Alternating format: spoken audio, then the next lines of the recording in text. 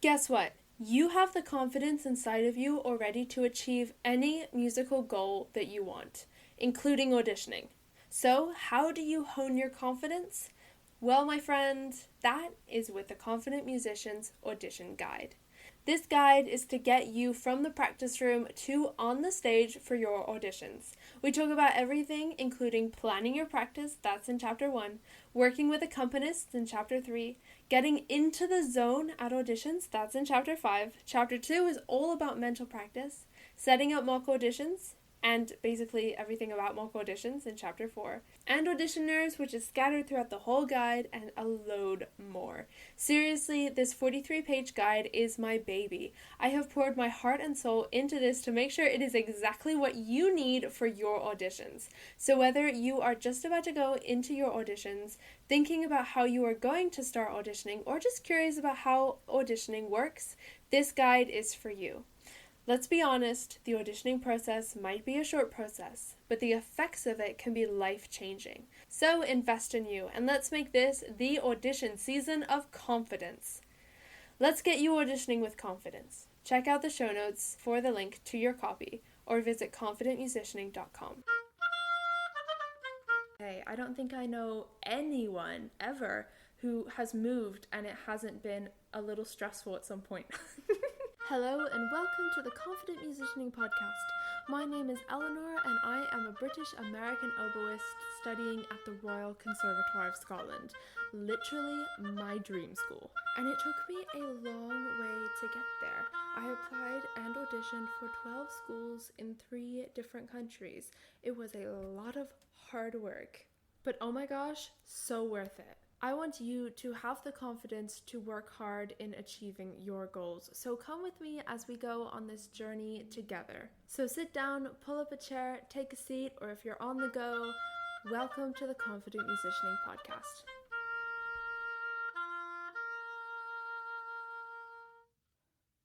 Hello, and welcome back to another episode of the Confident Musicianing Podcast. Thank you so much for being here. I count myself so lucky that you are here and that we are spending this time together and we can just have a little chat. To be honest, it is quite interesting when you start the year in one place and end it in another, literally. Like this time last year, the podcast episodes were recorded in the United States, and that's where I lived. And now we're in the UK, and we're still doing the podcast, we're still recording episodes, we're still having this amazing community on the podcast, but the podcast moved. But the podcast didn't just move, I moved. And the reason why I moved was because I am now studying at the Royal Conservatoire of Scotland. That was like the big thing that happened this year for me. I started studying oboe at music school, and I think it's so cool. I think it is so cool. And I think, every year I feel is going to be different, and every year is focusing on different aspects of your life. You might have a year that's focused more on your career versus a year that's focused more on relationships. All of these different things. There are so many things that you can focus on, and we go through phases.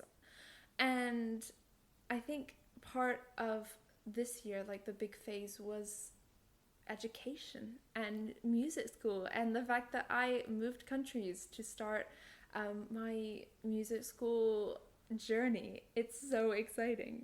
So today we are having a chill chat about the past year.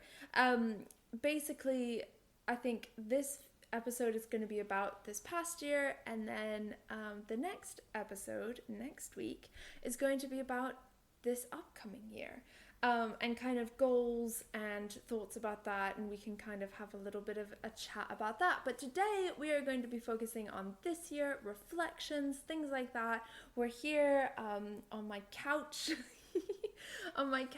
and there is just, it's a lovely environment. We had some sunlight earlier today, which doesn't happen in the UK. And so I was walking somewhere and I was kind of rushing, not really rushing, but walking fast, and it was quite windy and just a bit hectic.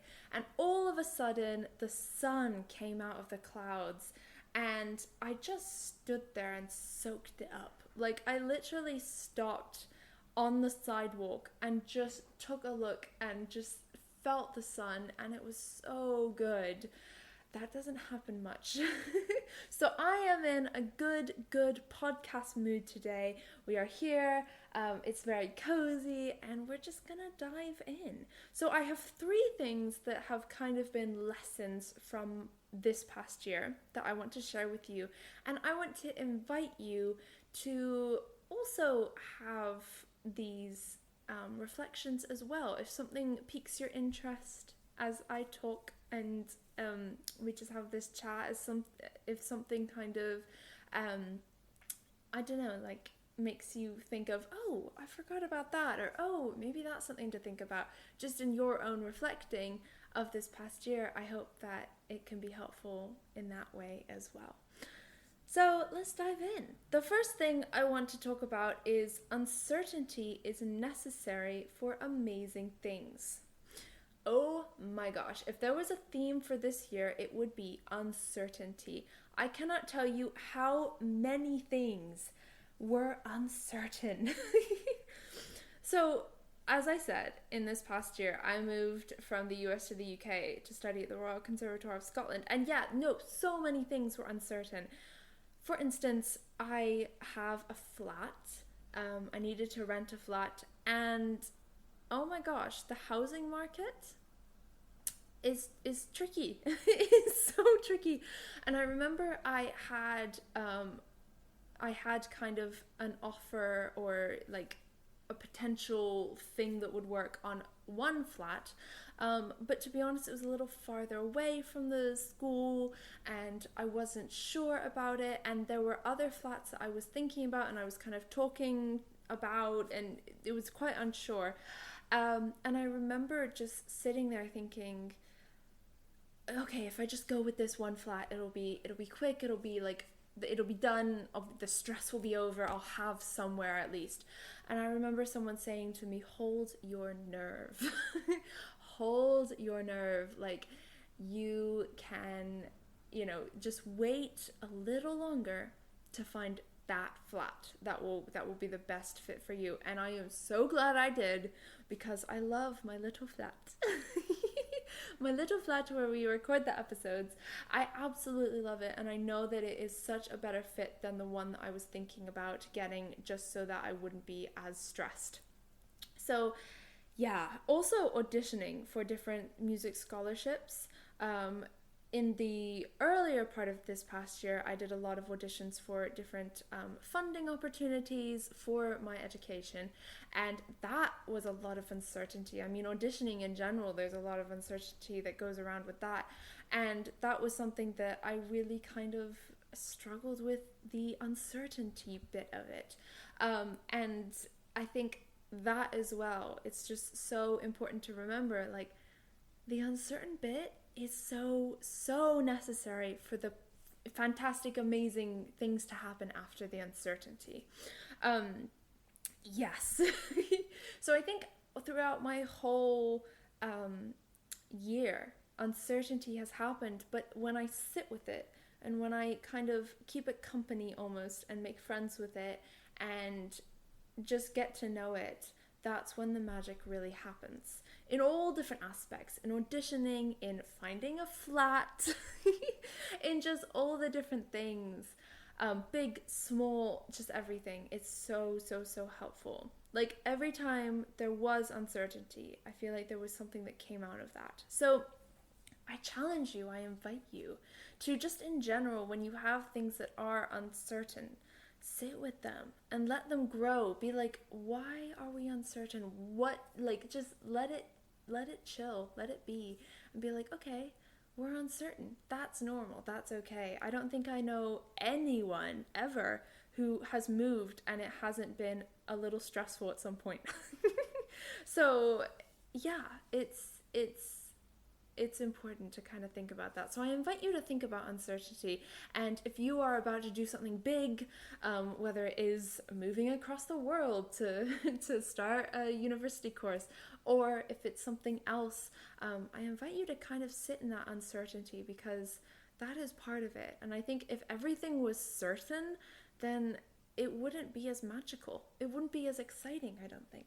So that's something that is really important in my year, that just kind of sitting back writing this episode, I thought that's something that I want to put in, because uncertainty was a big part of it. All right, the second thing. Oh my gosh, I am reading this right now. I'm like, I have my script in front of me. And like my talking points, and I read it and I'm like, yes, this is something I'm still struggling with. Literally this morning I woke up and I like made my porridge, because I have porridge in the morning, and this is something I was struggling with. So that is enjoying the now rather than being stressed about the future. So good. So much to unpack here. So for the most of the year, I was working towards moving. Moving was like the big exciting thing. All of the aspects of it, I worked on it. From finding a flat, from finding like funding, so like scholarships and, you know, just things like that. So many things, to like legal stuff. Oh my gosh. Things like, you know, opening a British bank account and like getting, you know, just all of the things that you need to get and to do, and just the little human things that you have to do. There's so much stuff. And every day I would wake up early and I would work and I would work and I would work. And then the evening happened and I would hang out with friends, I would hang out with family. It would be good for that. But I know that there would come a point where I move and I wouldn't be with the people that I know in the States, and that I would miss them. And I do miss them. I miss them so much. But at that point, I stressed about that. Like, literally, if we were having a good time, there was a little voice in the back of my head being like, in 4 months, you will be across the world. Or in, you know, 1 month, or maybe in a week, or tomorrow, you know, whatever it is. And that little voice just ruined the joy, you know? And so I kind of decided something. I was like, I'm not going to count the days. I really, really focused on hushing that voice a bit more, because I wanted to have that joy, and that voice was ruining that joy that I had. I knew I had this thing, right, where I was like, I know that if I stress and stress and stress, and then I get there and I move and then I miss these people, I'm going to regret that stress. I'm going to be like, gosh, I wish I could have just been full of, you know, joy and in the moment when I had it. So I thought, well, I have it right now, so let's just do that. And I'm so glad I did that because I do miss them a lot. I miss them so much, but I'm grateful that when I was there, I was in the moment, and I really focused on not stressing about in 6 weeks, you will not be here anymore, you know what I mean? So that's something that is really important. So I think this is something to kind of think about, enjoying the now. What is happening right now? Like, literally, as you're listening to this episode, what is happening right now? Where are you? Are you outside? Are you inside? Is it sunny? Is it day? Is it night? Are you cooking something? What can you smell? All of these things, right? Be part of the now. And yes, that's something that I struggle with. Like, literally this morning I was struggling with it. I was eating my porridge and I was stressing because I have a few things that I was a bit nervous about doing today. And I was like, I'm excited for Tuesday because it's very random. I'm excited for Tuesday because there's some exciting things I'm doing on Tuesday. Also, for me, it's New Year's Eve on Tuesday as I'm recording this, but I kept making myself go, well, it's not Tuesday yet. We're going to focus on today. And that's something that I think is really important as well. So I I invite you to think, what areas of your life can you be more in the moment about? Where were you in the moment, or when were you in the moment in this past year? Versus maybe when were you stressing about the year? How could you kind of convert those stress thoughts into staying in the moment? That is really, really, really important. So I invite you to kind of think about that, ponder about that. Just let that simmer in your mind. And the last thing, oh my gosh, romanticizing every day. Romanticizing every day. I think, especially when we're undertaking big things, when things are being, when things have a lot of stress involved, romanticizing the everyday is so helpful. So for instance, like when I was telling you earlier in the episode about me walking somewhere, and then the sunlight came out and I just felt so good in that moment. I also, on my way back from that walk, I ran into a woman who I loved her shoes, and she had a very nice beret on. She was like a really nice style, and I just walked up to her and I was like, I love your shoes, I love your beret. And we ended up having a really, really, really lovely conversation. Like, it was so cool. Like, she knows some people, some of the professors that I at the conservatoire that I go to. I had no idea about this. Like, that was so cool. I just randomly ran into her, and it ended up being such an amazing conversation that I just like walked away from that feeling so full of just joy. So romanticizing the little things of the everyday, even if you are doing something that maybe you don't enjoy as much. I've done summer jobs and also non-summer jobs where I've done cleaning. So I cleaned a school. This is something I did this past summer and also the summer before. I had a summer job where I cleaned a school, and it was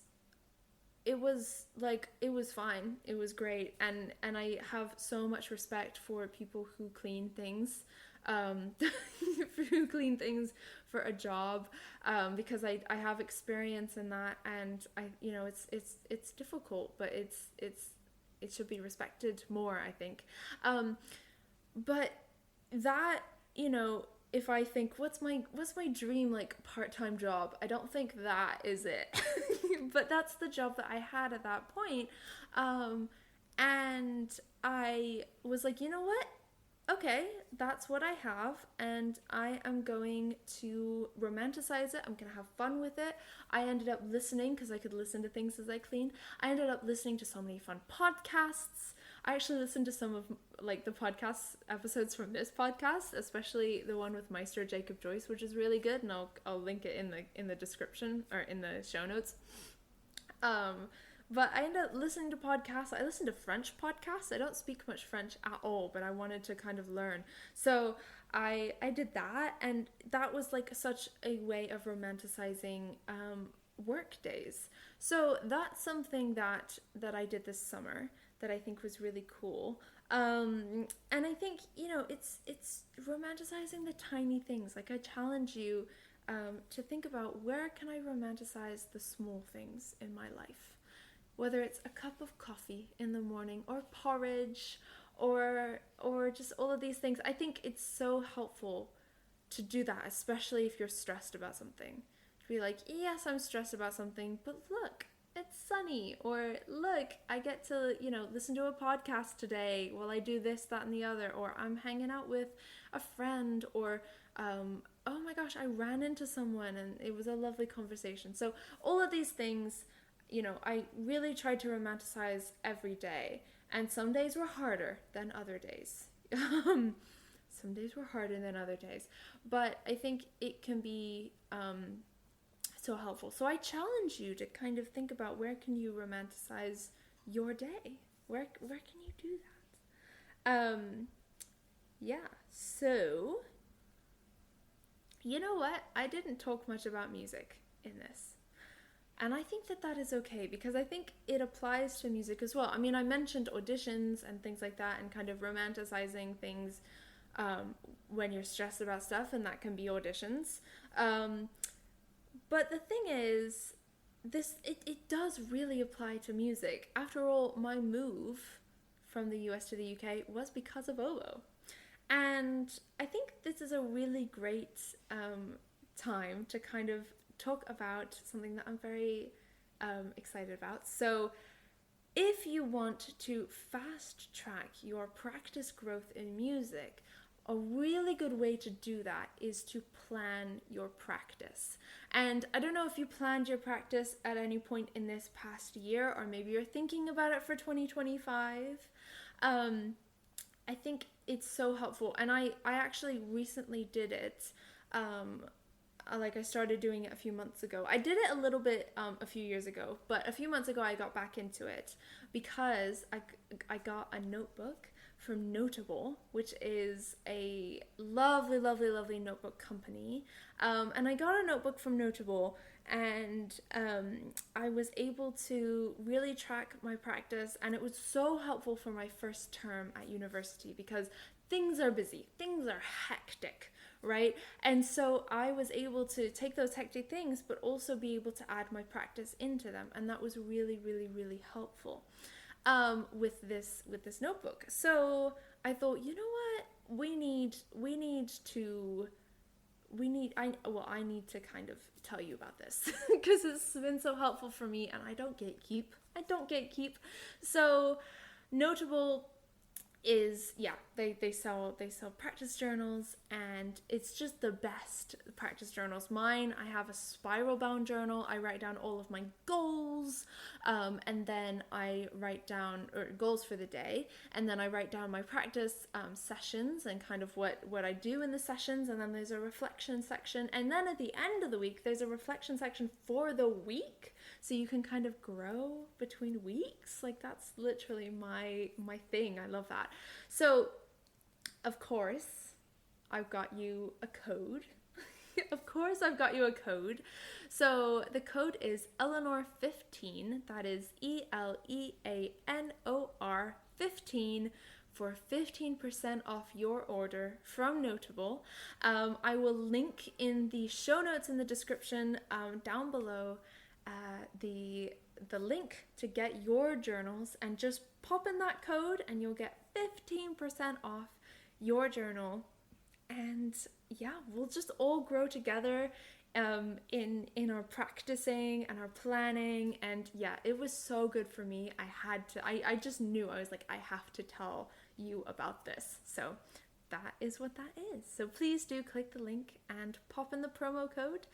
I never recommend anything that I don't love. This is an affiliate code, which means that I receive a commission with no extra cost to you. Let's do a recap. Number one, uncertainty is necessary for amazing things. If you have uncertainty and you sit with it and let it kind of grow and be okay with it, then good things can come out of that. The second thing is enjoying the now rather than being stressed about the future. This is so good. So good. It's seriously so important. Trying to find what is good about the now and knowing that the future will come and you don't need to stress about it. And the third thing is romanticizing every single day. And yes, some days will be easier and other days it'll be so much harder to do that. But I just challenge you to do that because it can be so helpful to just kind of changing the feeling of a day. All right, that is about it for this episode. Thank you so much for hanging out with me. We have made it to the end of 2024. This episode, actually, if I think about it, it's coming out on New Year's Eve. So we've made it. Yay! I cannot wait to hang out with you more in 2025. We will, I cannot wait. I'm planning episodes. They're so exciting. The first one will be all about goals and kind of looking forward to 2025. So that is what we're going to be doing. And in the meantime, I wish you a happy, happy, happy, happy New Year. To be honest, I don't know what I'm doing for my New Year. It's my first New Year that in a while that I've been in the UK. So I don't know what to do. I'm still thinking about what I'm gonna do. But I wish you a happy New Year, and I will see you in 2025. Yay! So exciting. All right, take care. Bye-bye.